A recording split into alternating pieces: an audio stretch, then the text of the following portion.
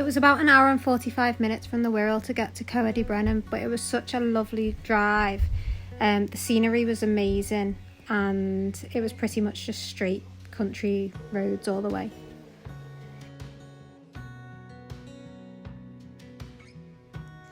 As you get in, there's a barrier system that picks up your registration plate, and then when you're ready to leave, you put your reg plate in and it tells you how much you need to pay. Really easy. There are plenty of trails to choose from, but we decided to do the Minotaur trail because we had friends that had done it and felt that Finn would be capable of riding it.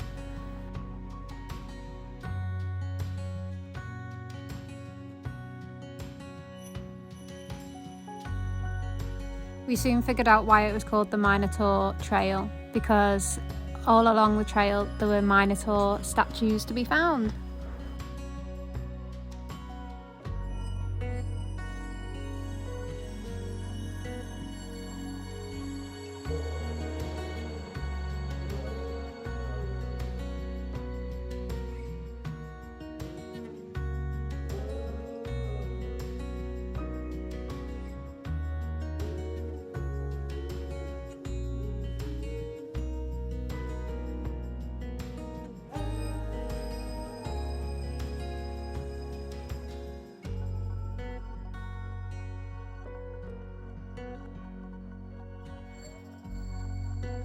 There were 4 sections to the Minotaur Trail.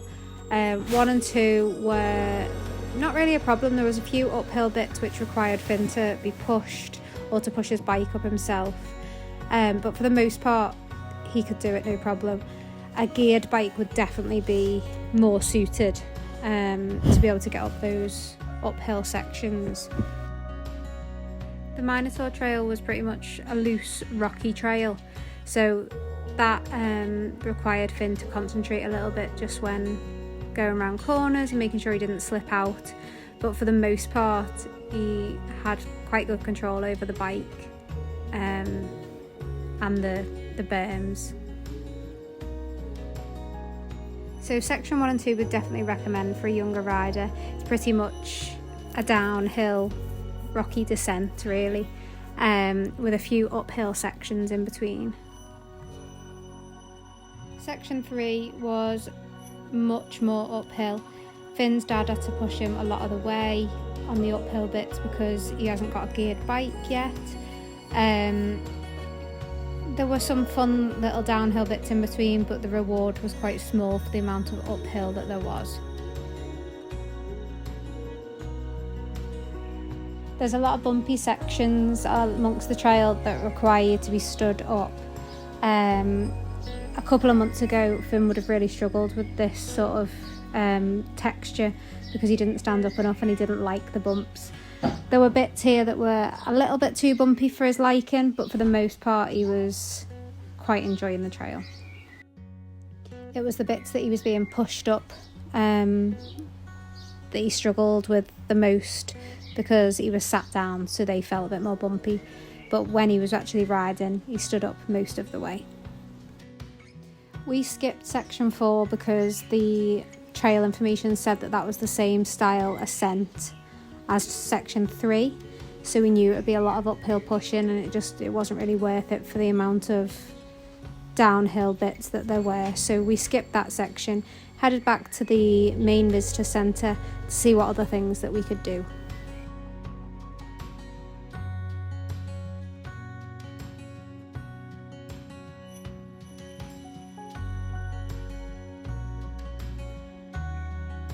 The views on the way back to the visitor centre were just out of this world. I couldn't believe my eyes. The weather that day was gorgeous as well, so we just did not feel like we were in England really. It felt like we were somewhere on holiday. It was amazing. It is quite a long way back to the visitor centre and a tow route would definitely be handy for little riders. So this is the visitor centre. There's a help desk, cafe, shop where you can get some biking gear and toilets. Had fun, Finn? Was that fun? Yeah. Was it a sunny day, fun time? Yeah.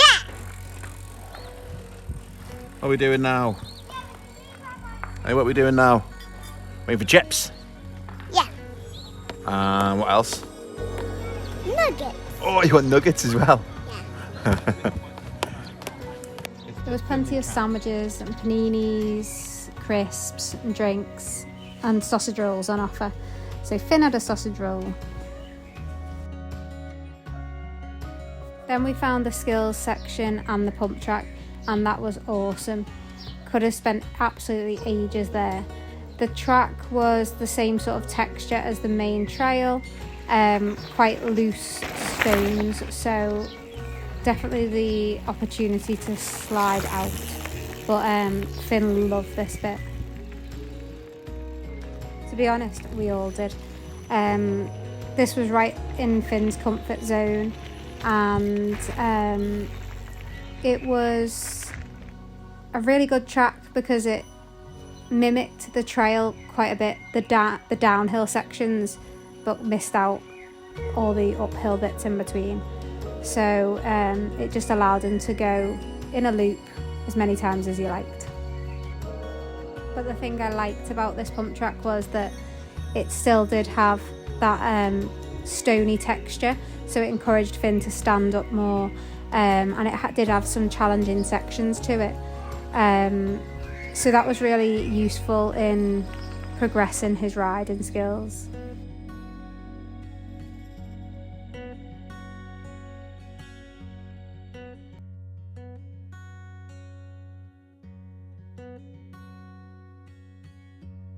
Now it's time to head home and see some more of that gorgeous scenery.